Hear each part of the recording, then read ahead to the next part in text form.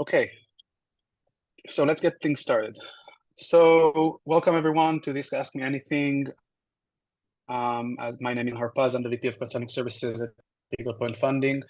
We have here Dr. Richmond Hartman, and Christopher Murray from the Office of Energy Assurance at the Air Force. Guys, do you want to present yourself, say a few words before we go into the nitty-gritty of the presentation? Yeah, Aaron. Hey, first of all, thank you for having us. We appreciate that. So I'm Dr. Richard Hartman. I'm the Chief Innovation Officer for the Office of Energy Assurance. Chris? Chris Murray, Senior Advisor to Dr. Hartman. Okay, thank you. And this is, again, as I said, an AMA. So basically what we're going to do, I'm going to give a short presentation, kind of like an overview of Eagle Point Funding, some opportunities that are available right now or next few months. Then I'll give the floor to the main participants or the main speakers here, which are Dr. Hartman and Christopher and Chris. And as always, we'll leave some time for Q&A. Anyone that has questions, please post or in chat. It's easier for us when it's in Q&A, and we'll answer them at the end of the presentation. We have also a few pre-prepared questions that we'll go over as well at the end of the presentations. Anything else, feel free to ask them. I'm sure that they'll be happy to answer and share us with their knowledge and wisdom. So yeah, this is what I said. Okay. So Eagle Point Funding and Deep Tech Showcase. So this is bothering me, sorry. So our vision, or what we want to do, is to bring more innovative technologies to market by leveraging the power of the community. Deep Tech Showcase, the idea is that Asher here from Deep Tech Showcase, who is also with us, they have cohorts of companies, innovators, stakeholders, investors, people from the government, is to connect everyone together and help them bridge the gap.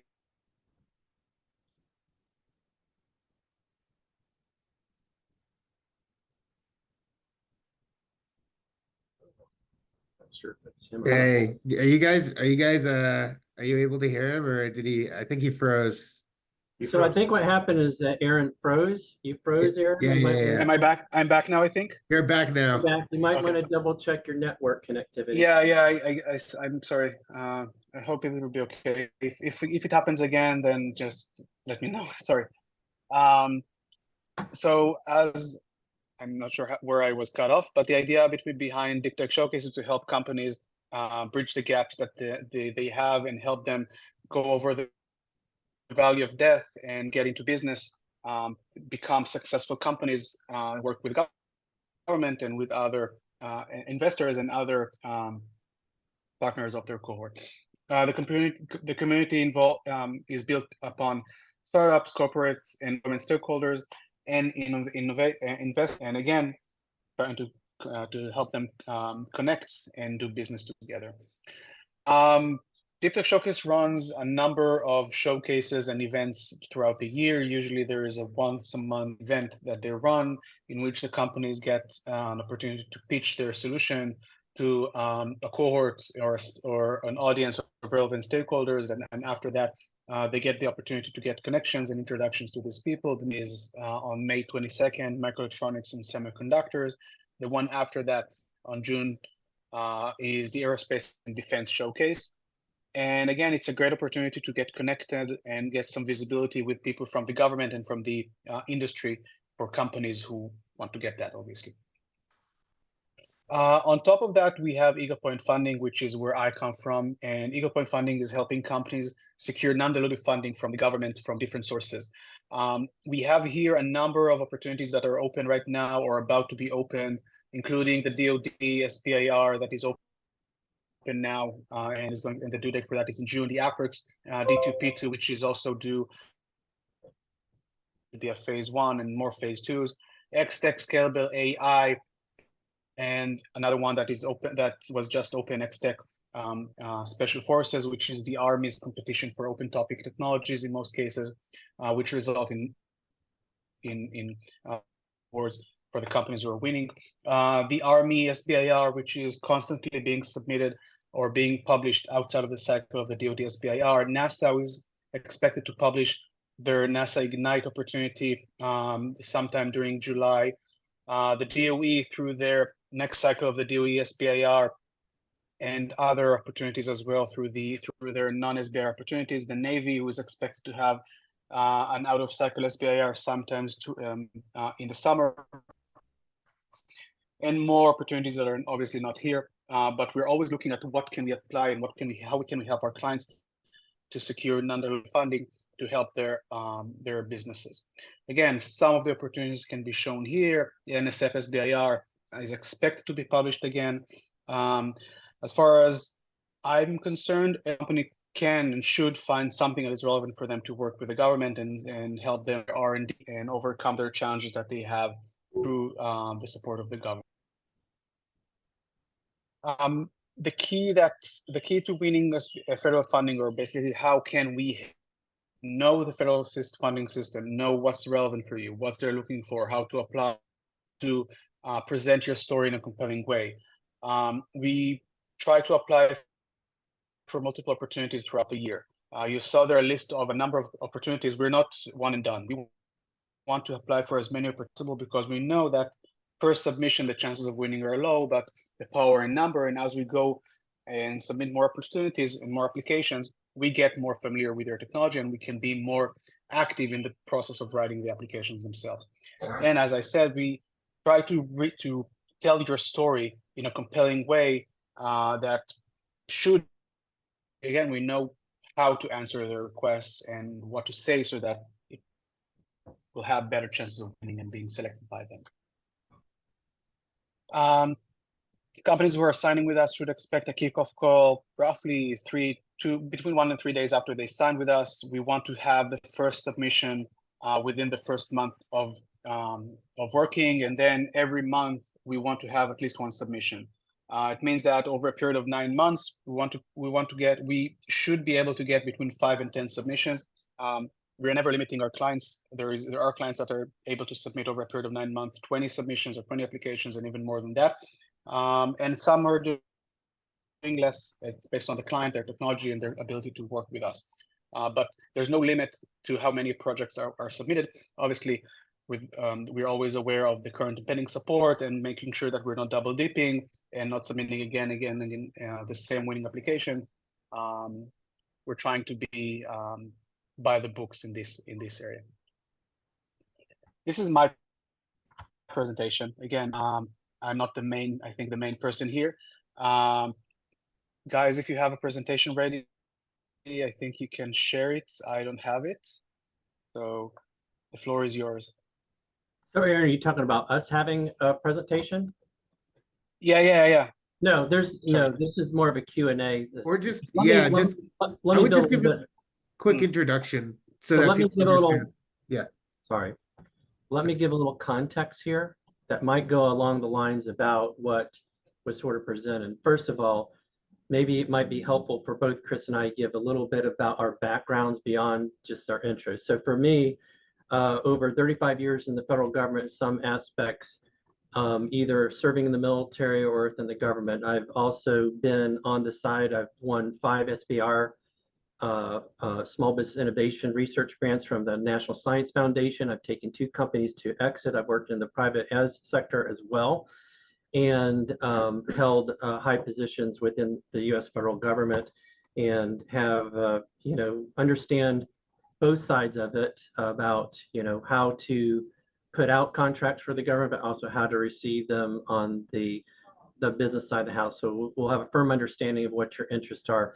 Currently, as a Chief Innovation Officer for the Air Force Office of Energy Assurance, I'm very focused on energy resilience for military installations and installation level scaled solution sets.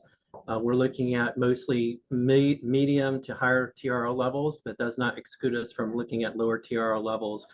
But for us, our main emphasis is to do a couple things. One, we want to make sure that, first of all, let me define innovation for you all, at least from my perspective. It can be a gadget, it could be a business process or a business model or any permutation of it. For it to be useful for us, it's got to be desirable. So there's got to be a need.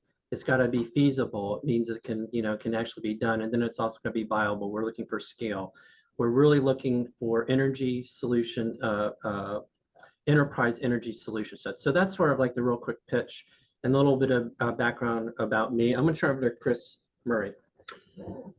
Thanks, Dr. Hartman. Chris Murray, decades of experience doing energy development, both inside the government for the Navy and the Air Force, advising them, as well as on the outside working for a utility and other small business innovators trying to break into the federal government to do business. Federal government is a confusing morass. It takes some specialty, but it also takes patience, which is what the slide presentation was getting to. You gotta have multiple kind of submissions. With regard to the Air Force, where you will be hearing more about and asking us questions today. When many people think of the Department of Defense, they think of a massively funded organization that has all the resources it needs. That's true generally for national security missions that it does, but it does not have money for purposes of energy projects, energy infrastructure, energy resilience. Congress, knowing this, that Congress doesn't give us a lot of money for that, it's given us a lot of statutory authorities to leverage other people's money and other people's technologies, where we are always going out into the market to small business innovators like those who might be with us today to see, hey, what do you got that can help us out? So we're always looking for ideas and solutions. We have to go out to market and rely on other people to help it make it happen. But what do we have in return is the federal government in general, and Department of Defense in particular, one of the largest real estate owners in the country, if not the world, and one of the largest energy users in the world. And so what we like to do is leverage our land to have others come onto it to build stuff, to give us the energy we need. And use those authorities and our interest in innovation to try to meet our needs. So that's a quick rundown of what Dr. Hartman and I try to do. We try to solve the energy problems, relying on business and leveraging their know-how and private capital to get it done. And I think the value of the conversation, just to add to that, is that we've been on all sides of that spectrum. So it's not a matter of just having some government experts on this side. We've been on the side that, many of the people that are on this call are as well. So I think from that perspective, we'll be able to provide you, some significant insight and should be able to be responsive to most of your questions. Okay. Thank you for the intro and the information. This is covering the first question that I had to talk about background and your current roles. I see people in the audience are raising hands. If you can, please put your questions on the Q&A so that we can answer them afterwards. That would be very helpful for us. So here's the first question that I had for you. How do you think, or do you think there is anything about the structure of the Air Force's energy consumption or need that makes it difficult for small businesses to break into this space? The presence of other players like utilities, large companies. How do you see basically small businesses working with the Air Force in the energy space? That's the main question here. Yeah, let me take a first stab at it, and then I think what Chris is going to be able to give is, a higher level of fidelity to it. The Department of Defense and all the military components treat electricity just like we do in our households. We all pay bills. What we've done over the past, I would say probably 10 years, is that we've been trying to get away from that because of the dependency on the grid and our missions that we need to ensure that we're facilitating and that we're able to execute. So what that's allowed us to do to start thinking about new ways of doing business. So when solar PV came out, we started looking at those types of potential opportunities that are out there. On the small business side of the house, it's going to be complex, I think, for anyone to break into a large complex system such as energy. Energy, you've got 3,000 utilities out there. You've got 50 states, you've got 12 territories, you've got commissions, you've got, the local and state politics. It's not as easy as just saying, hey, I've got this really cool gadget or this software as a service, and I want to sell it to someone because of the complexities associated with that. So navigating that, I think, for a small business can be difficult. But let me, turn that on its head there. Let's say that you do have an innovative technology such as, a storage, an energy storage concept that's out there. We would be very interested in that type of thing, but reaching out to us can be somewhat difficult for all of them, because typically the way that works in the federal government is that we typically have to identify a need first, and then we put that need out through a request for proposal. Then most people, will put bids in for that. Smaller companies, unlike larger companies, are not looking at sam.gov daily to see all the opportunities that are out there. So there's a little bit of difficulty that's there. So I think for small businesses, and being on that side of the house and trying to get government work has always been a challenge. But I think one of the keys that I've observed, if I'd ever done consulting work with smaller businesses, is to get them connected with companies that have their footprint inside the government agencies. In essence, say there are a lot of contractors that support government agencies. I'm talking from a broad perspective. I'm not talking just from energy.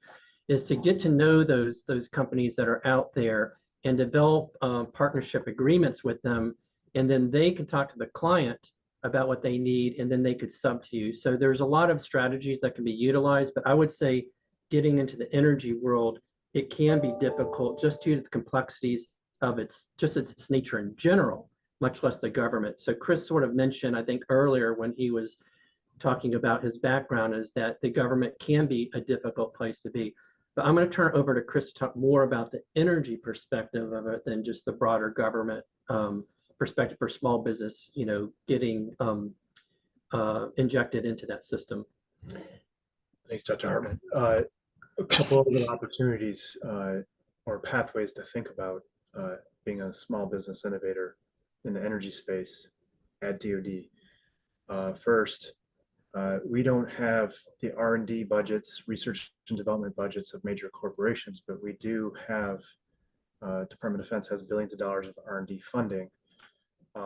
You listed out a bunch of programs called the SBIR programs from the different agencies, but there's also other programs at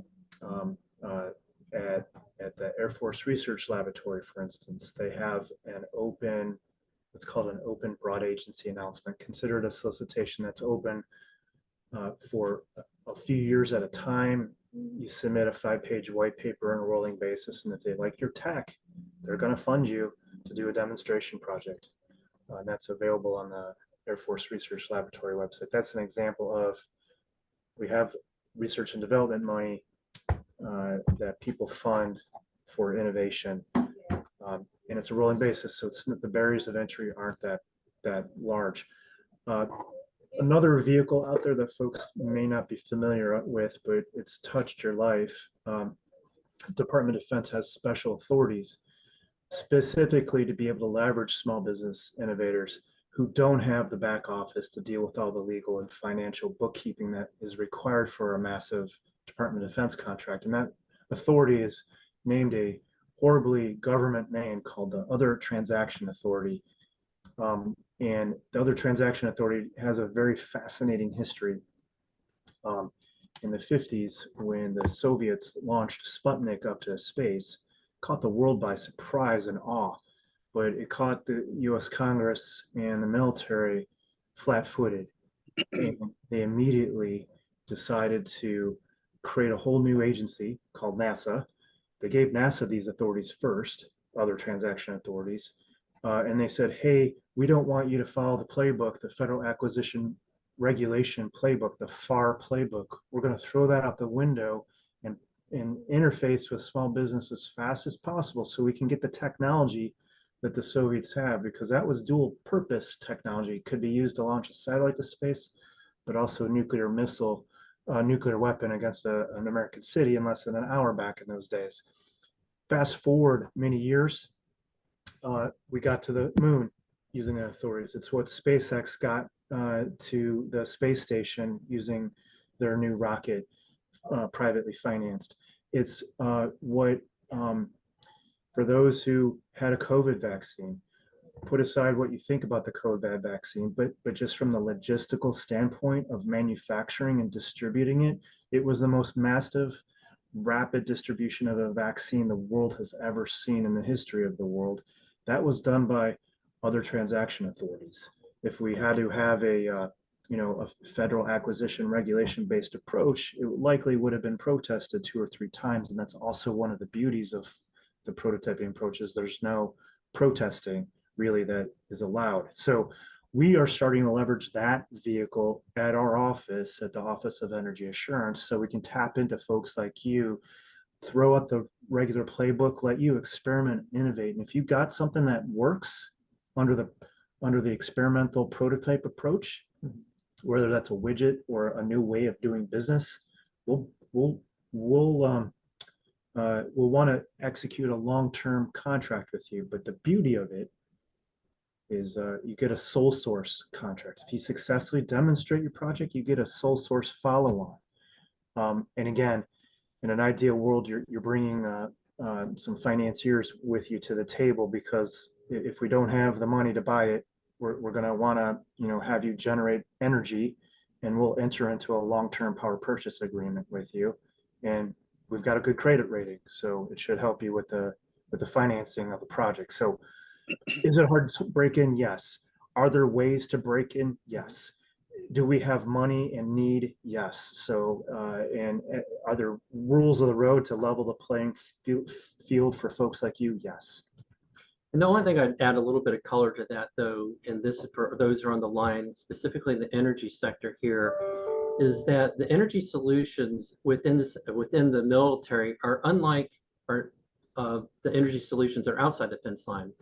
So if you're following the marketplace, the general marketplace, then you'll understand our needs. Our needs are the same needs as Microsoft that have data centers. Our needs are the same as the utilities that are out there for different ways of transmission lines and things of that nature. So that is the one, I think that's one area of uniqueness, that if people are trying to break into technology on the government side, not necessarily DoD, but on the government side, is that energy solution sets can easily be used on outside of the government sector. And if you follow the marketplace, then you'll know what our needs are, because they're going to be very similar. It's not like we need a special airplane, so we're not asking for a 767, we're asking for a 767 that can haul fuel. By the energy side, we need a generator. Guess what? That generator can be used outside the fence line. So that's one of the areas I think that for small businesses puts you at an advantage, because you're not in a niche, the energy niche, but you're not in a niche that's very focused on the government. But if you come up with a government solution like what Chris was saying with an OTA, then there's opportunities to go, within the government, like you said, with sole source procurement. But more importantly, that gives that company that brand reputation for a success with the government, that they can take that outside and sell that, commercially. So I think that's one of the areas that's different, very specific to energy. Okay. So you mentioned OTAs, and we talked about SBIRs and sole source contracting, but what does the process of the commercialization look like with the Office of Energy Assurance at the Air Force? What's the process? How can companies, or how especially small businesses, approach the Air Force to make business or go into commercialization with?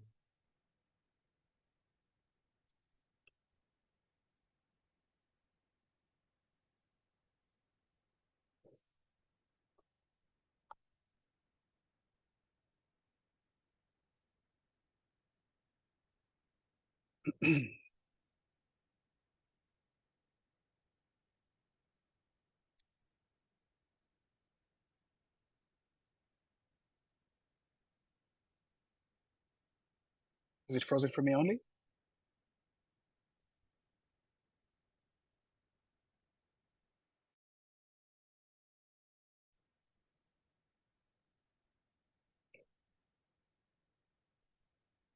Okay, I think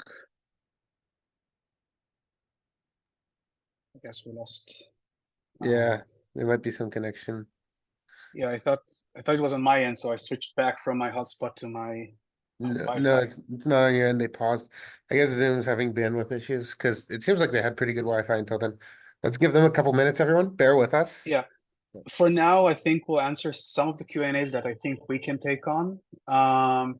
So Mark is asking, will we send out the recording of this presentation? I believe the answer is yes. Right, Asher? That is correct.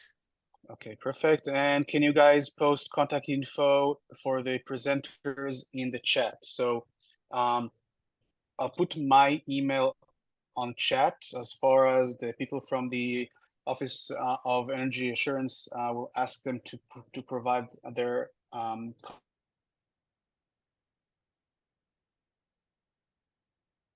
contact information as well once we get them back. So let me just put my email list, and you know what, just we can make connections between you and them if we have any issues about that. So let's give them some time, and we're sorry for the inconvenience, everyone.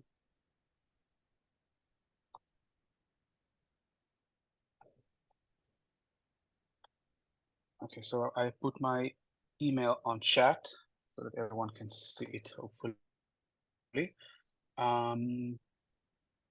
Yeah, I'm It just looks like there is an email that we can give here. Let me there's a setting here that I need to turn on again. I'm gonna allow yeah, chat I again. see. Let me just put, I have an email here on chat on Q&A, which is for the general email for the Office of Energy Assurance, that I'm sure that everyone can contact them through that. Thank you, Paul.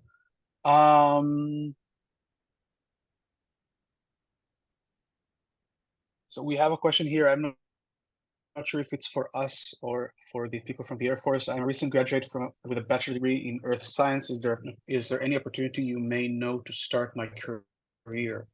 I think it's a very general question. Okay, we'll give him another minute. He should be back.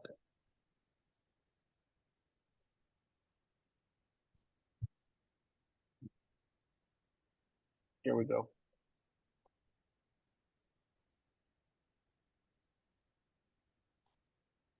Wait, we can hear you. We can't hear you yet. Right. You're muted. I'm sorry.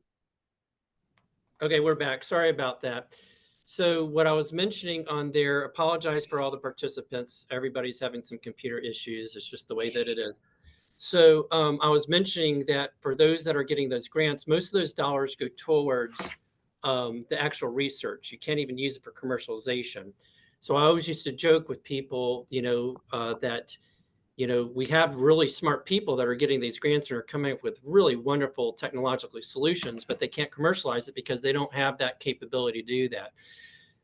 That's because that's not what they do. They're scientists, they're lab people. They're not business people. So what I would suggest with companies that are out there is that you really need to start thinking about how you're going to commercialize if you get successful. And you were mentioning, how do you commercialize with us?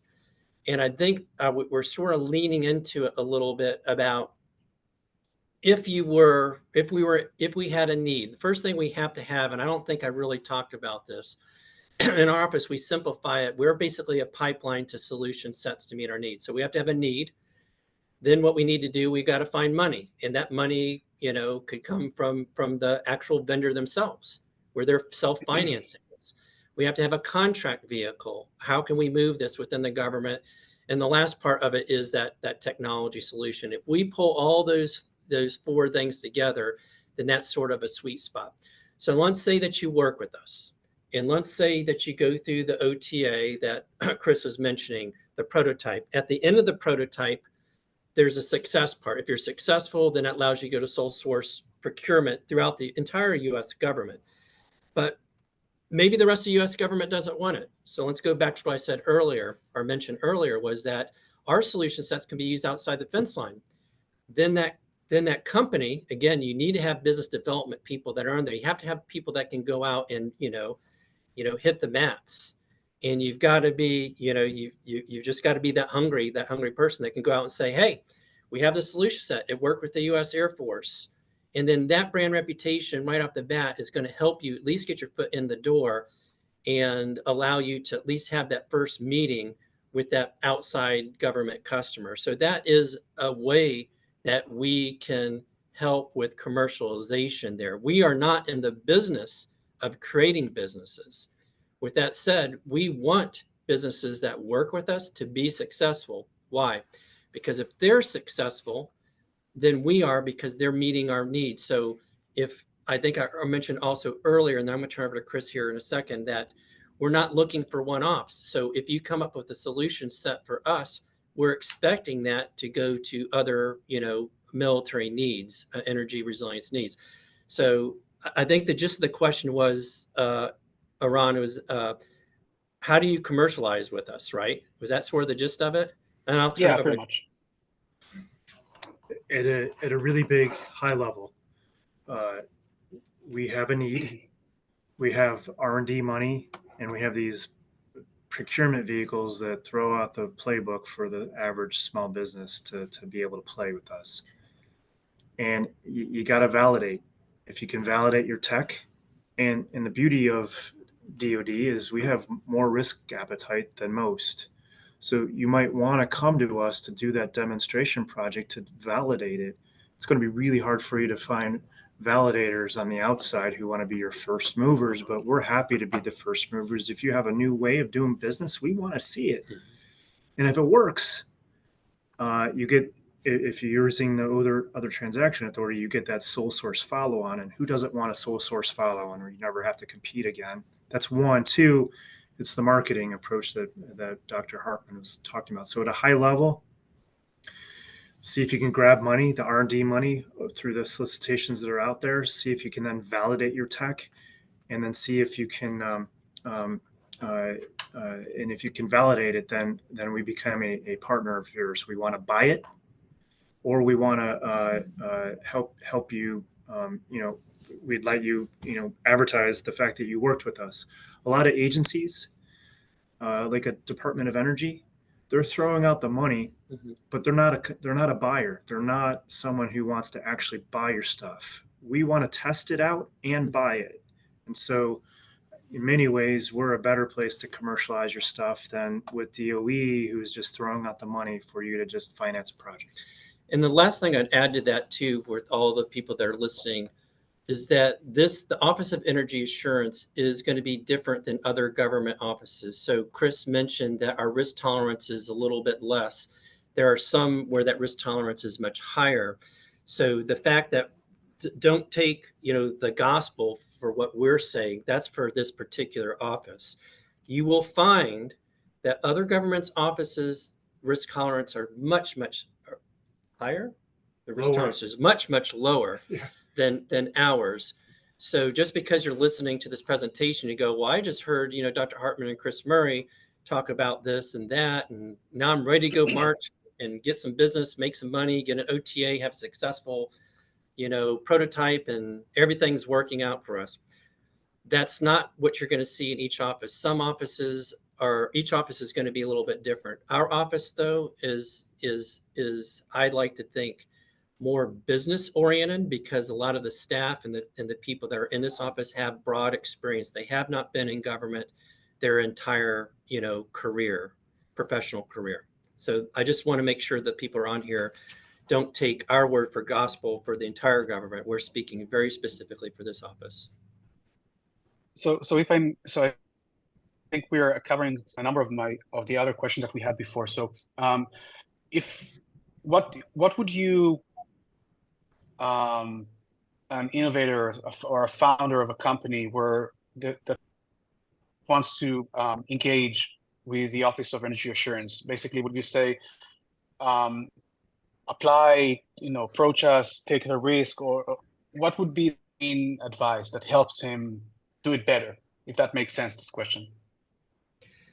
Yeah, and our office, actually, if you go to our website, and I think Paul Garcia, our chief marketing officer, is on here, and he can put that into the chat, that there is a broad agency call for basically interest items that are out there that you can put in for.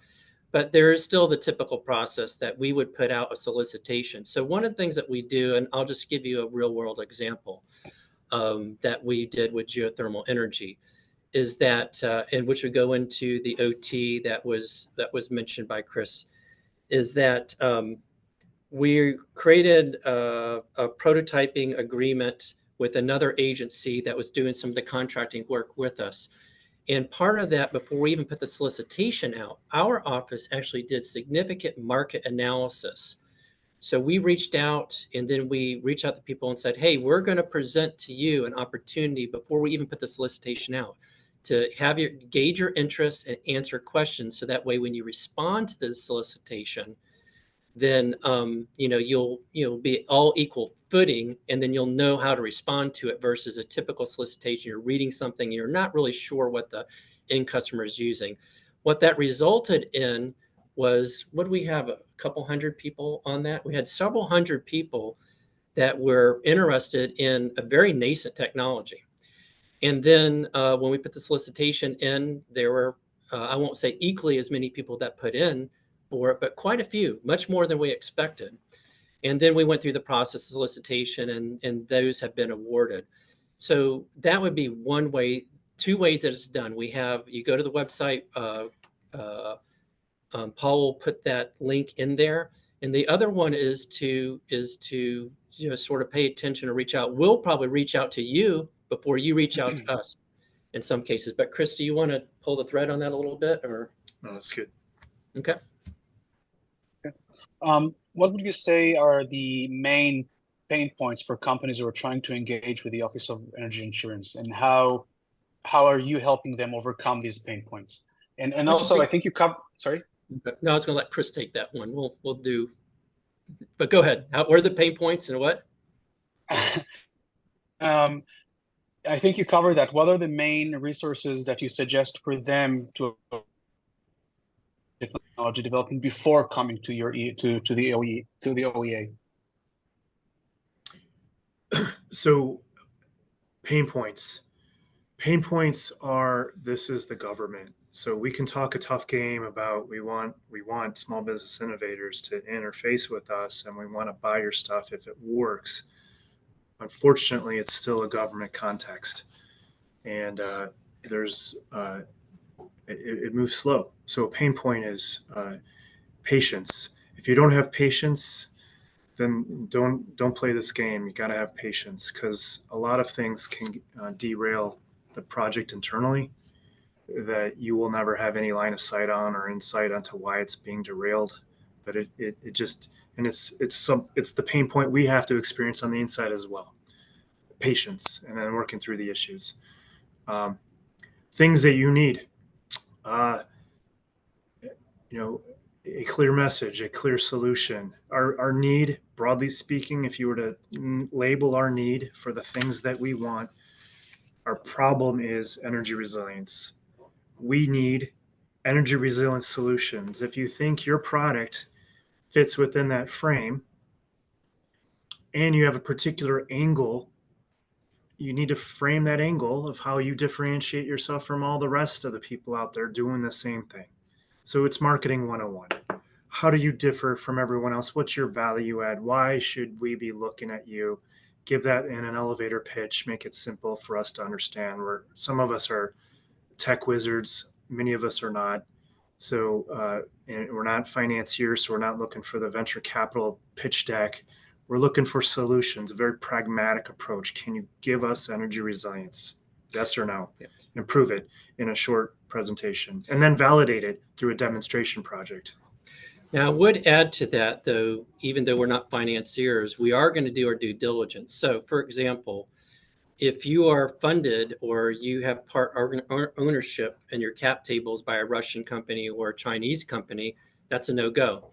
If your components to your systems are from non-friendly, nations, it's a no-go. The other thing I think that I want to be clear to this group, at least from our office perspective, we're not looking at, we're not necessarily interested in switches and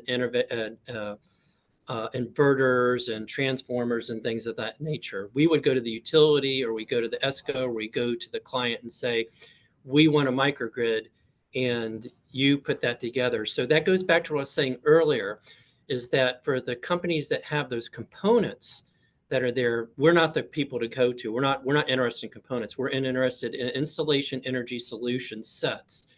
So that would mean for you to sort of do your own market research. Well, who is the Air Force working with? Oh, they're working with Siemens.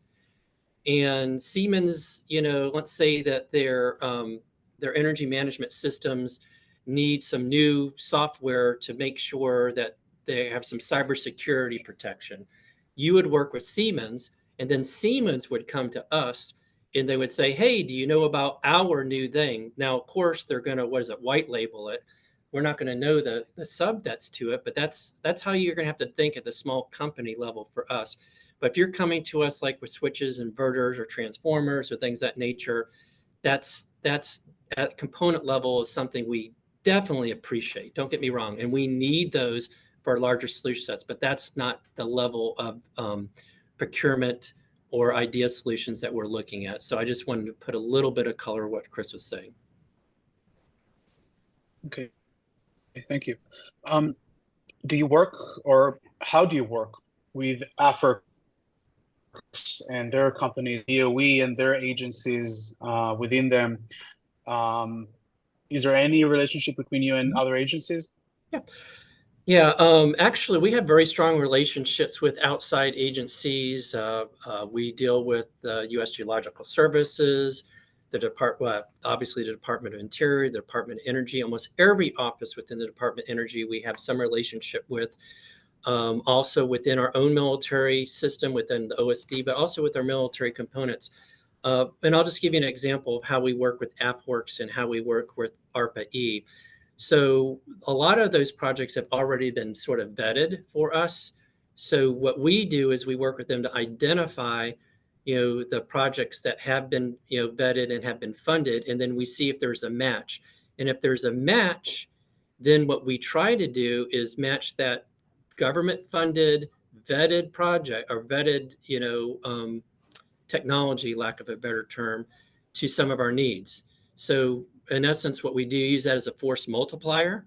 So we don't have all the people that can do all that marketing that's there, because it's already been done a few times around. So that would be one way that we work with them. We take a look at their existing. Now, the other approach that we're trying to work with them is to let them know what our needs are. So then when they put out a solicitation, their solicitation meets a need, and then there's a customer ready to use that. Chris, I don't know, do you want to add to that? Just want to put some statistical exclamation points on AFWERX. AFWERX is the main office within the Department of the Air Force that does the SBIR, SITR contracts. And overall, for the entire federal government, there's a dozen or so agencies, you probably know better than me, that do SBIR, SITRs. That's about $4 billion plus a year government wide. Guess who gets a quarter of all the government's SBIR, SITR dollars? That's AFWERX. We get a quarter of the pie of the 12 different agencies doing it. And guess what? We want to buy. DOE doesn't want to buy from you after you prove it out. So we get most of the money for you to validate, so you can go through your phase 1 and phase 2 with SBIR. With AFWERX, with your SBIR or SITR contract. And then in an ideal world, you've proven it out, it makes sense. And then we could try to, hopefully with the Office of Energy Assurance, find a home for you to do your phase 3, that sole source phase 3 contract, which is what a phase 3 is, a sole source. Hopefully you've vetted it with AFWERX dollars, phase 1 and phase 2, and then you come to us to find a home for it at a base, at an installation in the US for phase 3. And there's an example though too. So AFWERX also has, once you've gotten an SBR, either a phase 1 or phase 2, you can go through and get either a TACFI or STRATFI matching fund. So you can come in with equity and they'll match those. We're actually doing that in a real world example with a company where we've identified a need. They have a technology that we're interested in, and we're assisting them with the match. in essence, to provide that project. We're not providing any money. They're coming in with equity, and then AppWorks is going to match that, and we're going to do the project and the Air Force installation. So like we were talking about earlier about that need, the contracting, the financing, et cetera, our office really does try to identify all the different opportunities to meet our needs. So we'll work with people and we'll work with different organizations to figure out what those are and see how they work for us. So there's no one solution path. There's many, and I'll be honest with you, there's probably several we're not even aware of. Okay. I have a couple more questions. So, what are your main technological priorities for collaborations or in general for 2024, 2025? What was the question? What are the main? What are the main Okay, yeah, technological priorities? Our tech priorities are pretty simple. Our number one technological priority is geothermal energy. The second is gets into nuclear, specifically about fission. The third is long duration energy storage. And then the fourth, and I would say it's even could be between a 2 and 3, is hydrogen everything. And what I mean by hydrogen everything is from everything from the ecosystem, from generation, storage, transportation, and offtake to help develop that hydrogen economy that's there. So those are the 3 main areas, and there's clearly nuances associated with all of them. Additionally, there are some really early nascent technologies we're keeping our finger on the pulse on, such as fission. I just got back from visiting 2 fission companies out in Seattle yesterday. So, yeah. And what are the main challenges that for the OEA to successfully fulfill the mandate that you have? I didn't hear the last What is words. the main challenges for us to successfully meet our mandate? I think it starts with $signs, doesn't it? So again, DoD has a lot of money. We do not. So in many ways, we are business developers, but from the inside in a government bureaucracy. We have to find money. We have to find a vendor with the technology, and we have to work with that vendor to demonstrate out. So, our barriers are your barriers, just mirror image of each other. Okay. So these are the questions that we have prepared. If it's okay, I want to go over some of the questions that were raised by the audience. We don't have a lot of time, so let's try to make it quick if I want to be respectful of your time. So we have a questions, company that has phase 1, phase 2 SBIRs with the Air Force that includes sole source contingents, contracts, what is this? Contracting rights to those. Do those rights continue after the SBIR project is completed? So basically the question is here about the SBIR IP and so yeah, so protection. SBIR, for those that are not familiar with SBIR or STTRs, there's two things, and I hope Chris has memorized the actual phrase that I'd like to memorize, but 2 things about it. The SBIR STR, you retain all your IP on that. The government does not do that. The other that's really important is there's no cap on it. You could have a $1 contract or a $10 trillion contract. There's no cap on it.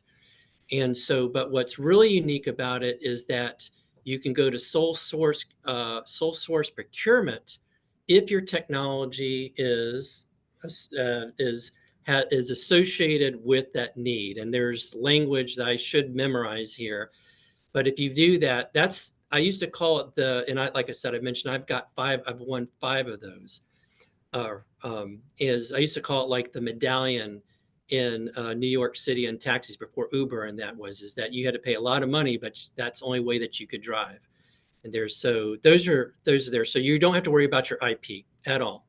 And the government doesn't own that. That's you retain that. That's one of the areas that's really good about that. And the other part though with SBIR STR that Chris mentioned, it's about $2.5 billion, I think, for the federal government. About 1.9 of it goes to the Air Force Office goes to Air Force research laboratories.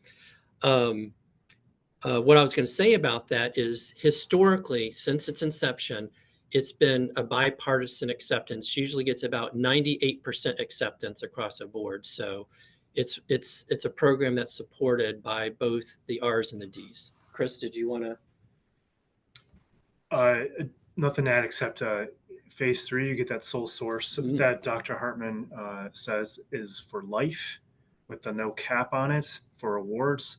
But even though there's a sole source and you don't have to go through competition anymore, you still need to do your business development and your marketing to convince a contracting officer that your solution set should be bought. And that's one of the biggest challenges you're going to find is that contracting officers typically will do things that they're familiar with. And they also have quotas. So they have quotas for small business, low income, and just go down that list. There is not a quota for SBIR. So you really have to have a contracting officer that understands the phase 3s. But be grateful that most are aware of it now. 10 years ago, you would have really been struggling. Now I think you're going to be in a good place. Next question. Do you have a specific short-term need? One of the ones that you mentioned before, a hot one that you will consider on top of your agenda? I'm going to, this sounds like a snarky response, but energy resilience. It's our short-term need, it's our medium-term need, it's our long-term need. It's our need. Everything is through that frame. And so when you message your technology, it needs to be messaged around energy resilience. Yeah, and in fact, Chris mentioned something that's very important for anyone that even walks into our office. Our first, I guess, question to you or our first demand is that whatever your solution set is, remember, it can still be a business process, a model, et cetera, that if you're not meeting our energy resilience needs, then that's a dead meeting. And just to nail this point home, I'm going to tell you my really bad joke. There's 3 important things you need to remember when working with our office. The first is energy resilience, and I can't remember the other 2.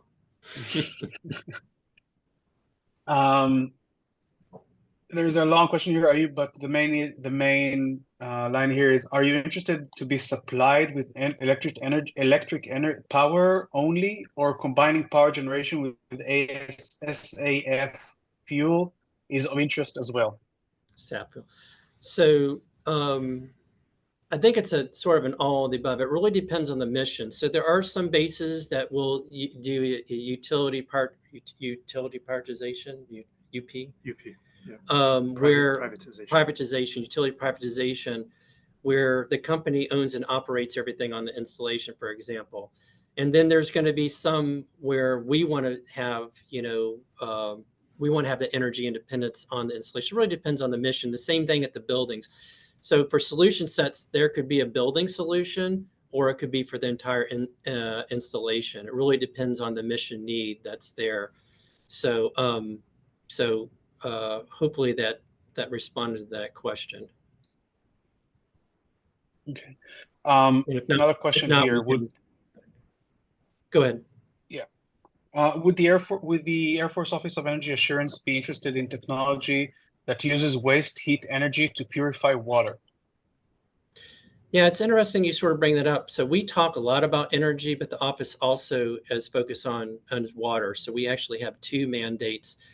But sometimes we can think of water from 2 aspects. We can think of from the potability, but I'm going to turn over to Chris to talk about how we use it just for military missions, for example, for Arnold. Oh, not a wide use, but we in some bases fire off hypersonic missiles to test the engines, and those get really hot. And like any huge missile that gets hot, if you don't douse it with water, you might have a fire on your hands. And so in some bases, we have massive bodies of water that are man-made cooling ponds where we just hold the water. And so while that's not a potable water issue, one thing we are exploring, we haven't developed just yet, but those reservoirs made by us, that means there's not going to be much of an environmental impact if we were to cover that with floating solar to get the, wait for it, energy resilience on top of the cooling pond. to help, and it also provide a canopy to keep that water cool in a hot summer day. And another way to use water too to respond to that question would be, for example, if we want to generate hydrogen. So hydrogen, if we're using electrolysis, is going to need water. But do we want to use reused water or wastewater? Yeah, we're very interested in capabilities that are there, mainly, and I'll be clear about this, not for us, but to introduce those companies to larger companies that can provide that green energy to us. One other aspect, the purification of water, the potability aspect. While it is a mission of ours, it's not a high focus of ours. But looking ahead 10 years, there's bases already now out west in the desert Southwest in particular who are really worried about their water supply on base, just for the people who live there. And some of the dams that have the water out there are going low. And there's going to come a point where they might not be able to drill for the water on their base for the wells. So looking ahead, if you do have solutions, I think it's more of a longer term opportunity, but the need is growing.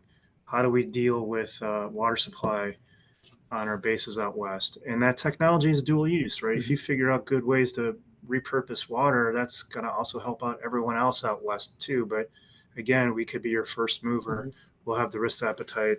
We'll love to test out your technology.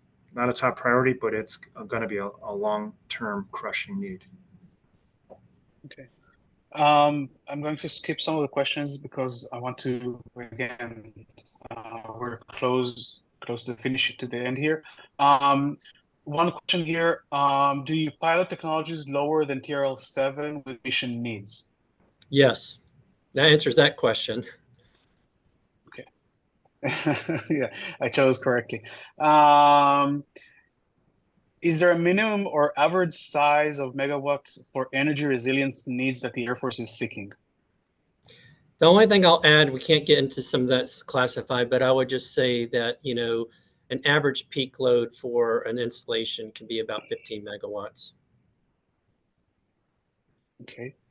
And I think the last question, are you focused on base and station solutions or expeditionary settings? Expeditionary settings, direct energy resilience in the joint operating areas?